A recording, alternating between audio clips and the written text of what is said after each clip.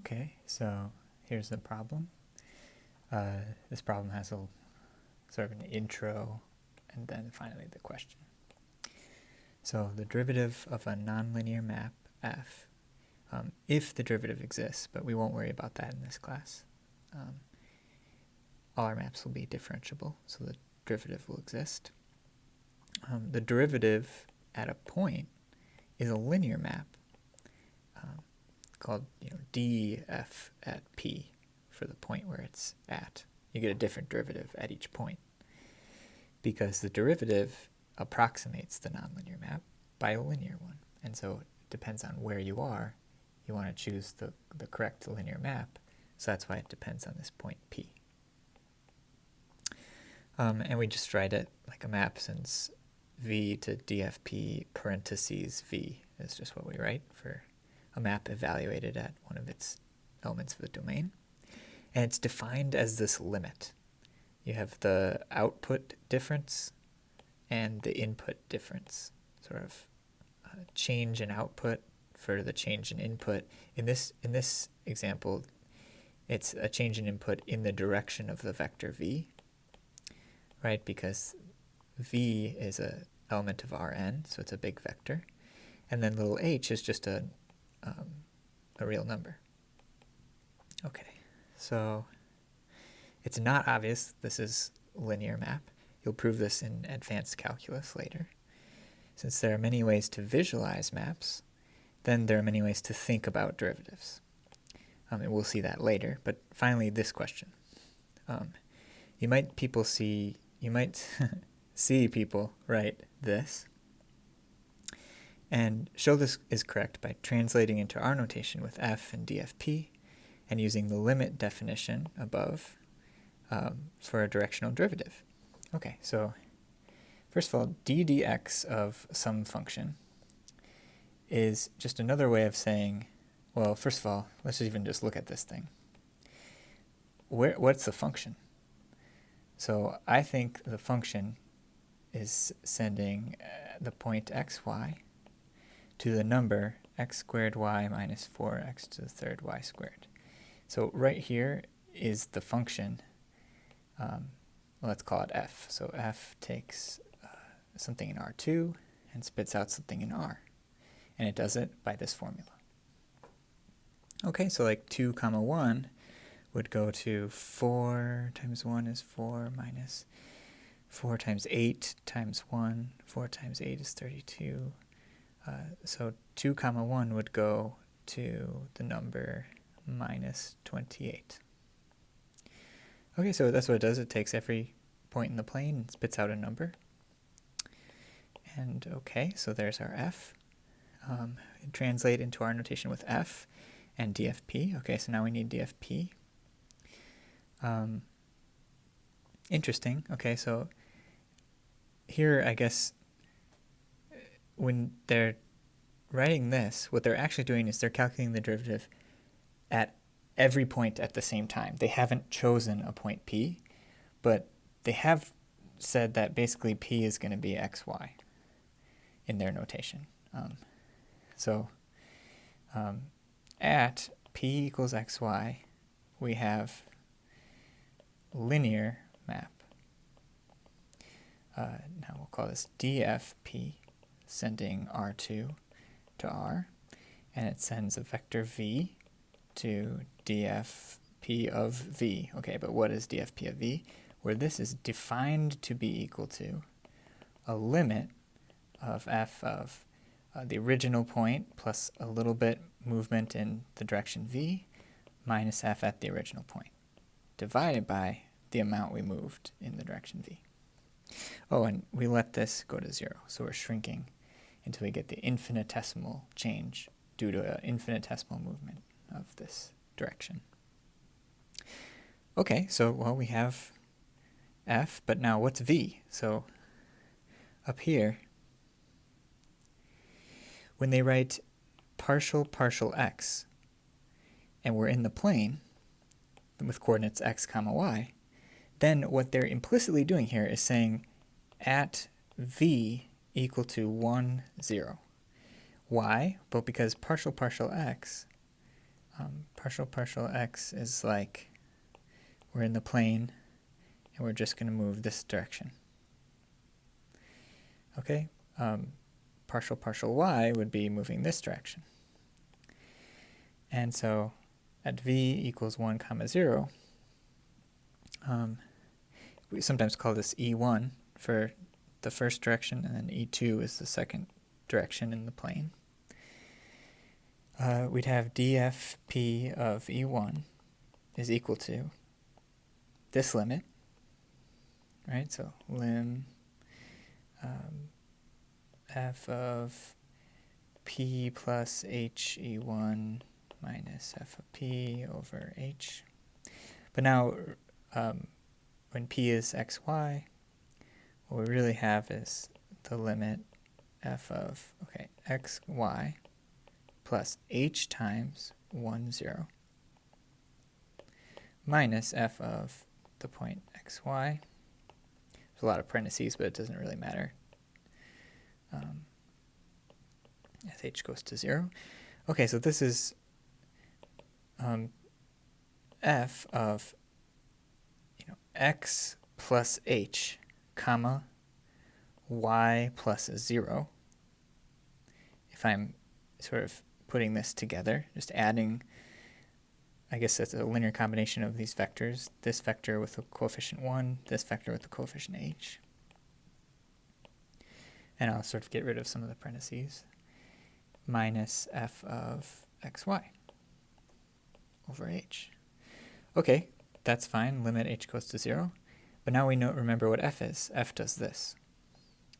So what I need to do is plug in for x plus h. Plug in for y, just y. Minus 4x plus h to the third y squared. Okay, so this is this piece right here. It's what happens if I move a little bit in the x and then do the function.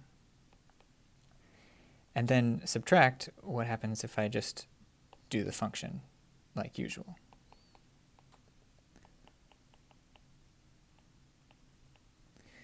Okay, so this piece, I did it up here because I could see the function easier. It's really the numerator here. Okay, so now I just need to expand this thing. Let me copy it. Oh wait, that's going to get...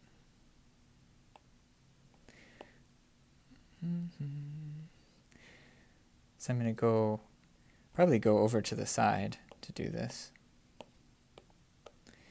Okay, I just need to figure out what this is, this numerator. So first, Pascal's triangle.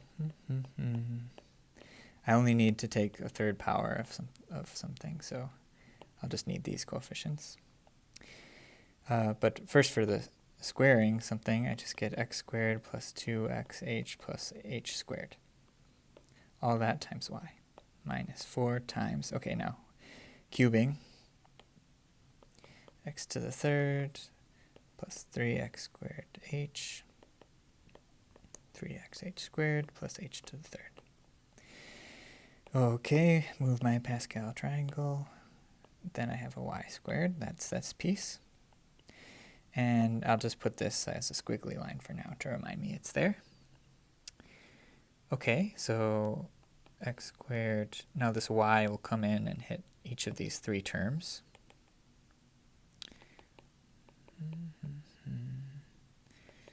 It doesn't really matter what order I write them in. Okay, now the 4 and the y squared will come in and hit each of these 4 terms. And the minus, it's really a minus 4, so I have to just be careful. Minus 4 x to the third y squared, that's the first term. Minus 12 x squared y squared h, okay. Minus 12 x y squared h squared. The last term is minus 4 h to the third y squared. Great, and then I'm going to subtract my left-hand side, which I wrote as a squiggle last time, x squared minus 4x to the third y squared. Now these two are going to cancel. So this one cancels that one. This one cancels that one. And now I'm going to have terms that have h's. So let me just carefully write down what I have. Let's collect all the terms that have just an h times something. So this one has a 2xyh. 2xyh. This one has h squared, so I'll skip it for now. Then we'll do h squared times stuff. Now where's my... Here's one. This one has an h. It's minus 12x squared y squared times h. And that's it. Okay, that was easy. Now how many h squared terms do I have? I have a y, an h squared y, and I have, I already did this one. I have this one here, which is a minus 12x y squared times h squared. And then I also have an h to the third term, which is minus 4y squared. Okay. So that's what the numerator is. So copy that. That whole numerator just became this thing. Now, that was the numerator. I divide by h, and I take the limit as h goes to 0. Okay, so what you can see what's going to happen is that the h's are going to cancel. And by the way, there's no h to the 0 term. There's no constant term in h, because this part canceled the constant term in h there. And that's what's always going to happen. And so the derivative will just actually keep the term that's linear in h, and it'll let these terms go to 0, and they won't play a role because we take the limit as h goes to 0. And so let's see that. First, this is the limit as h goes to 0 of, now the h cancels. I get squared. Plus now, one of these h's cancel, but leaves an h left over times the stuff. One of these cancels, leaves an h squared left over times some stuff. And the limit as h goes to 0, this piece will go to 0, this piece will go to 0. So the limit is just this piece. No limit anymore. That's it. And does this match 2xy minus 12x squared y squared? 2xy minus 12x squared y squared. Okay. Now, what happens is that if you were just going to, you don't do this limit calculation every time. But it's important to remember that this is what you're doing, because everything is clearer in terms of what is the derivative, how can we use it to do things that you wouldn't think of, like track motion of planets, make linear approximations, make a neural network converge to the right parameter value so that it'll correctly guess which pictures are trucks and cars and minivans, and how a self-driving car knows that. All these things. This is all from derivative. And the conceptual part is what allows you to realize where it can be used.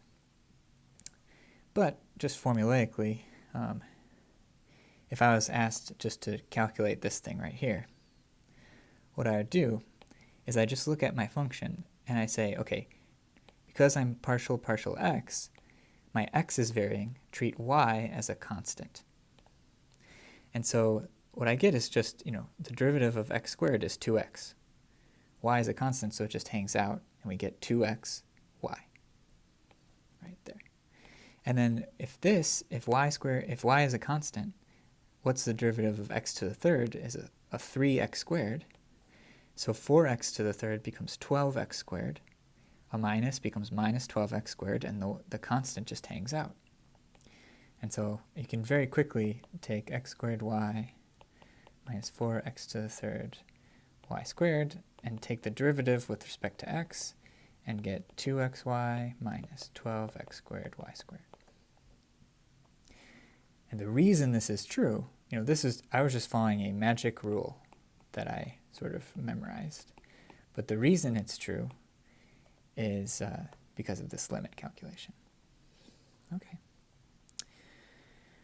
Did I answer everything? Finally, the question. You might see people right. Show this group by translating into our notation. That I did. Here's my f, here's my df. And using the limit definition of directional derivative in its full calculation. And so, yes, we did that. We used the limit definition. Here is where I was converting the partial x into a direction of a directional derivative in the direction that is the x-axis, namely a 1, 0. And then I just plugged it in and I did the calculation, and this is what I got. So yeah, that's the end of this question.